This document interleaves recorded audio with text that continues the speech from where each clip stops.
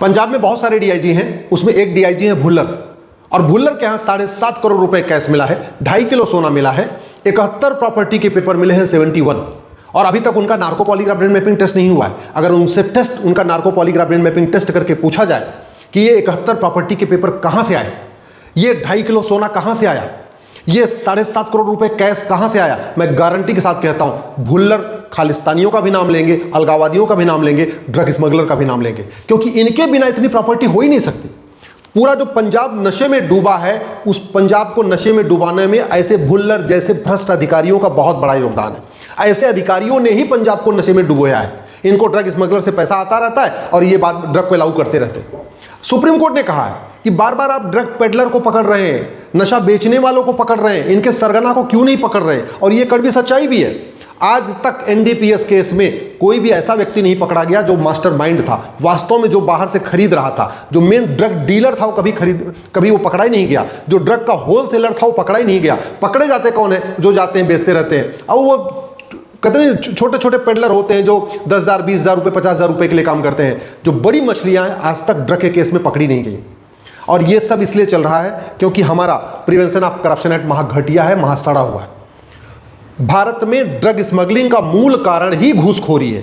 नशा तस्करी का मूल कारण है घूसखोरी, और घूसखोरी का मूल कारण है ये घटिया प्रिवेंशन ऑफ करप्शन एक्ट, जो इतना सड़ा हुआ है कि आज तक किसी भी भ्रष्ट अधिकारी को, भ्रष्ट थानेदार को, भ्रष्ट हवलदार को, भ्रष्ट डीआईजी को, भ्रष्ट लेखपाल को, भ्रष्ट पटवारी को, भ्रष्ट नेता, भ्रष्ट नौकरशाह को न आज तक फांसी हुई, न किसी की 100% प्रॉपर्टी जब्त हुई, न किसी की नागरिकता खत्म हुई। ये जो पूरे पंजाब और पूरे देश में ड्रग स्मगलिंग चल रही है, उसका एक बड़ा कारण ये है हमारे यहाँ बेनामी लेन देन।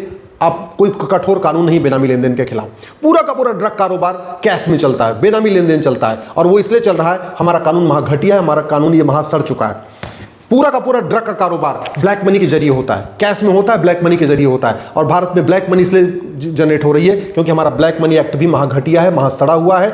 मुकदमा जल्दी शुरू नहीं होता, और शुरू भी होता तो फिर खत्म नहीं होता, तारीख पे तारीख चलती रहती है। भारत में ये जो ड्रग का कारोबार है, इसका पूरा का पूरा कारोबार चलता है हवाला के जरिए, और ये इसलिए चल रहा है क्योंकि हमारा हवाला का कानून भी महा घटिया है, महा सड़ा हुआ है। और पूरे दुनिया में सबसे ज़्यादा ड्रग की खपत भारत में हो रही है, पूरे दुनिया में सबसे ज़्यादा ड्रग भारत में बेची जा रही है क्योंकि दुनिया का सबसे सड़ा हुआ कानून हमारा है। सिंगापुर में ड्रग स्मगलर को फांसी दी जाती है, और केवल जो ड्रग बेचता है उसको फांसी नहीं दी जाती, जो ड्रग स्मगलिंग करता है, जो ड्रग बेचता है, उसको पकड़ के narco polygraph brain mapping test करते हैं। उससे पूछते हैं तुम्हें किसने, तुम किससे खरीदते हो, फिर उसको पकड़ते हैं, फिर उससे पूछते हैं तुम किससे खरीदते हो। पूरी चेन को उठा के दे देते हैं, जेल में डाल देते हैं। इसलिए सिंगापुर में ड्रग का नामो निशान नहीं है। भारत में लाखों परिवार बर्बाद हो चुके हैं ड्रग के कारण। लाखों माता पिता नशेड़ी बच्चों से परेशान हैं, लाखों बहन बेटियां नशेड़ी पतियों से परेशान हैं, लाखों बच्चे नशेड़ी बाप से परेशान हैं। हिंदुओं के बच्चे भी नशेड़ी हो रहे हैं, मुस्लिम के बच्चे भी नशेड़ी हो रहे हैं, सिख बच्चे भी नशेड़ी हो रहे हैं, जैन बच्चे भी नशा कर रहे हैं, बौद्ध बच्चे भी नशा कर रहे हैं, सब कर रहे हैं नशा। लेकिन सब लोग मिलकर इसके खिलाफ आवाज उठा ही नहीं रहे।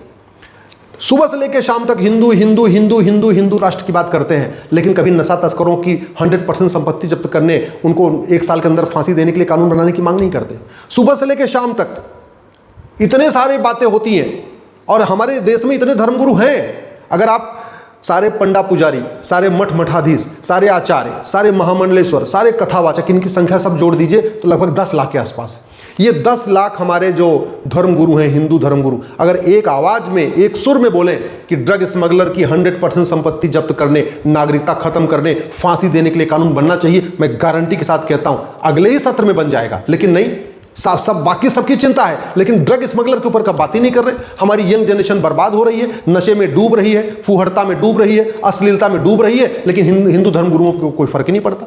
न कोई हिंदू नेता इस पे बोल रहा है, न कोई अभिनेता बोल रहा है, न लेखक बोल रहा है, न बुद्धिजीवी बोल रहा है, न पत्रकार बोल रहा है, न कलमकार बोल रहा है, न कोई यूट्यूबर बोल रहा है, न कोई एंकर बोल रहा है। सब शांत बैठे हुए दुनिया भर की बातें कर रहे हैं, ड्रग स्मगलिंग की बात ही नहीं करते। इस ड्रग के कारण कितने सिख परिवार बर्बाद हो चुके हैं, लेकिन न कभी गुरुद्वारे से आवाज उठ रही है, न कोई ग्रंथी इसके ऊपर बोल रहा है, न कोई सिख नेता बोल रहा है, न अभिनेता बोल रहा है, न लेखक बोल रहा है, न बुद्धिजीवी बोल रहा है, न पत्रकार बोल रहा है, न कलमकार बोल रहा है। एक कुर्ता पंजाब फिल्म बन गई थी, उसे लोगों ने फिल्म बना के पैसा कमा लिया, लेकिन नशा कैसे रुकेगा इसके ऊपर कोई चर्चा ही नहीं। इस नशे के कारण मुस्लिम बच्चे भी परेशान, मुस्लिम परिवार भी परेशान है, मुसलमानों के बच्चे भी नशेड़ी हो रहे हैं, मुस्लिम माँ बाप भी अपने नशेड़ी बच्चों से परेशान है, मुस्लिम बहन बेटियां भी अपने नशेड़ी पतियों से परेशान है, सब परेशान है। लेकिन मुस्लिमों के रहनुमा, मुस्लिम्स की बात करने वाले, ये मौलवी, मौलाना, नेता, अभिनेता, लेखक, तथाकथित पत्रकार, कलमकार जो सुबह से लेकर शाम तक सेकुलरिज्म की बात करते हैं, ये भी नशा तस्करों की 100% प्रॉपर्टी जब्त करने, नागरिकता खत्म करने, फांसी देने के लिए कानून की मांग नहीं कर रहे। इस नशे के कारण बौद्ध बच्चे भी नशेड़ी हो रहे, ईसाइयों के बच्चे भी नशेड़ी हो रहे, जैन के बच्चे भी नशेड़ी हो रहे हैं, हिंदुओं के बच्चे तो नशेड़ी हो ही रहे, सब नशेड़ी होते जा रहे हैं। पूरी यंग जनरेशन नशे में डूबती जा रही है। लेकिन क्या मजाल कि कोई हिंदू, मुस्लिम, पारसी, ईसाई, जितने इनके अपने पादरी हैं, पास्टर हैं, ग्रंथी हैं, जैन मुनि हैं, जैनाचार्य हैं, महामंडलेश्वर हैं, शंकराचार्य, कभी नशे के खिलाफ एकजुट होकर आवाज नहीं उठा रहे हैं। और इसीलिए कानून, ये घटिया कानून आज भी चल रहा है। और चूंकि कानून नहीं बदला गया है, इसलिए नशे का कारोबार धड़ल्ले से चल रहा है। आज की डेट में तो ऑनलाइन नशे पे, मतलब सीधे सीधे व्हाट्सएप पे ऑर्डर कर रहे हैं और घर पे नशा पहुंच रहा है। पिज्ज़ा, बर्गर के साथ नशे की पुड़िया पहुंच रही है। आज की ये स्थिति हो चुकी है। भारत में दलितों के रहनुमा खूब है। दलित सेना, भीम सेना, भीम आर्मी, आज़ाद सेना, ऐसे कितनी सेना बन गई है। करोड़ों की संख्या में लोग बाबा साहब अम्बेडकर की पूजा कर रहे हैं। लेकिन कोई भी अम्बेडकरवादी, कोई भी दलित चिंतक, कोई भी दलितों का रहनुमा ये नहीं कह रहा है कि भैया एक काम करो, नशा तस्करों की 100% प्रॉपर्टी जब्त करने, नागरिकता खत्म करने, फांसी देने के लिए कानून बनाओ। कोई मांग ही नहीं कर रहा। पिछड़े बच्चे भी नशेड़ी हो रहे हैं।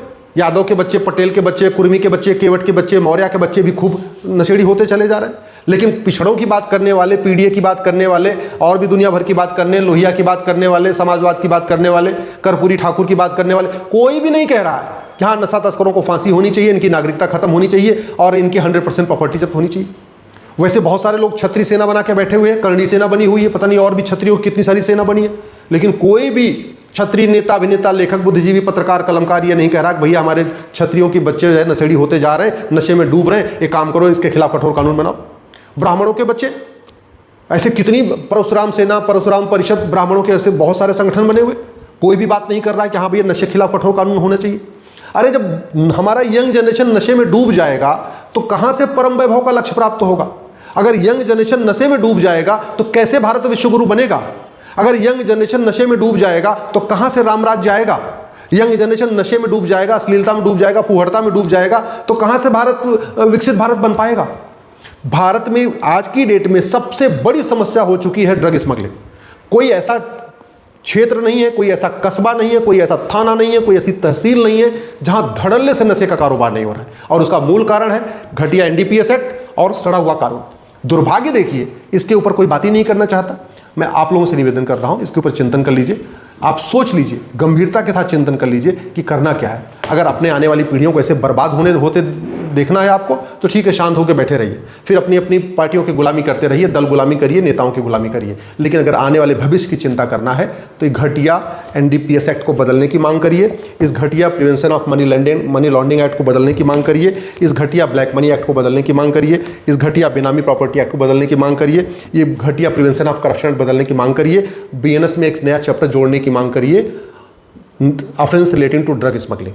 और इसमें ड्रग स्मगलिंग को राष्ट्र की सुरक्षा घोषित करने, ड्रग स्मगलिंग को देश की एकता अखंडता के लिए खतरा घोषित करने, ड्रग स्मगलिंग को आतंकवाद घोषित करने और ड्रग स्मगलर की 100% प्रॉपर्टी जब्त करने, नागरिकता खत्म करने, आजीवन कारावास, फांसी देने के लिए कानून बनाने की मांग करिए, तब देश बचेगा। नहीं तो भारत बर्बादी की तरफ तेजी के साथ बढ़ रहा है। स्कूल में, कॉलेज में, इंजीनियरिंग कॉलेज हो, लॉ कॉलेज हो, मेडिकल कॉलेज हो, हर जगह धड़ल्ले से नशा बिक रहा है और हमारी आने वाली पीढ़ी नशे में डूबती चली जा रही है।